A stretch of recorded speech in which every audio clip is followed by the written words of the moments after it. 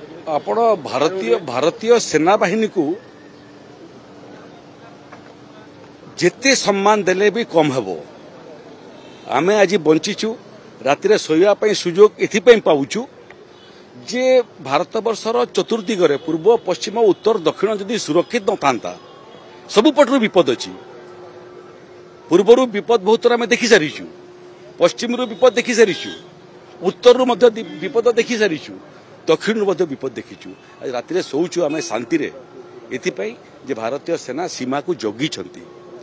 भारत वर्ष केते मूल्य देछि बोधे तार स्टैटिस्टिक्स भी आम पाखरे नथिबो। जो ऑपरेशन सिंदूर ना दिया जाइछि तार उद्देश्य कोन की वार्ता देवा पई चाहूची। वार्ता एटा जे देशर स्वाधीनता परे 75-77 वर्ष हो गला, केते माँ केते भौणीकर सिंदूर लिभिची तार हिसाब नहीं। सेना बाहिनीर सैनिक हूँ, अर्धसामरिक बाहिनीर सैनिक हूँ कि साधारण जनता हूँ। पहलगाम रे कौन है 26 जन माँ भौणी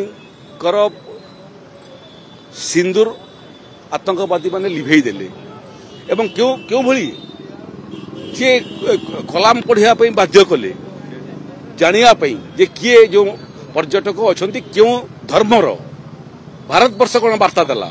ये भारत वर्ष सर्वधर्म समन्वयर वार्ता देला एवं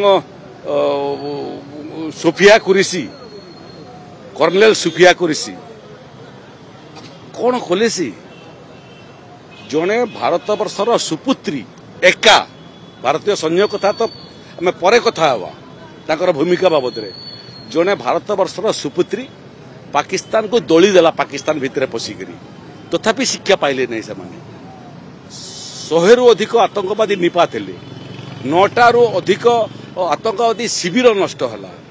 कुख्यात आतंकवादी जो मान को सारा पृथ्वी वांटेड लिस्ट थिला से निपात कलु आम। तेणु ये लड़ई निर्णायक लड़ई एवं केवल सैन्य बाहिनी लड़ई नुह, यहाँ भारतर 140 कोटी लोकंकर लड़ई। आज जो पराक्रम मोटरसाइकल रैली तार मध्य वार्ता कौन जे सेना बाहिनी सांगे आम भी पछरे अच्छु। ये देश आतंकवाद बहुत देखिला एवं बहुत मूल्य दे सारूँ। ये लड़ई आतंकवाद विरुद्ध एवं केवल आतंकवाद भारत विरुद्ध नुह, सारा पृथ्वी रे आतंकवाद एंतुड़ीशाला हूँ पाकिस्तान। स्वाधीनता पर ठारू एवं पाकिस्तान जन्म हवा ठारू ये देशर अन्य कौनसी काम नहीं आतंकवाद को छाड़देले। ये लड़ई निर्णायक लड़ई। पाकिस्तान सुधरी जाऊ, सुधरबार संभावना बहुत कम, किंतु गोटे कथा निश्चित जे 71 मसीहा रे मध्य पाकिस्तान द्विखंडित हला। एबे केते खंड हबो अनुमान लगेबाटा मध्य सहज नुह। न सुधरिबो पुणी पाकिस्तान को आतंकवाद एंतुड़ीशाला करइबो। लिखि रखि थांतु आगामी दिन भूगोल जो मैंने पढ़िबे से भूगोल रे पाकिस्तान नथिबो।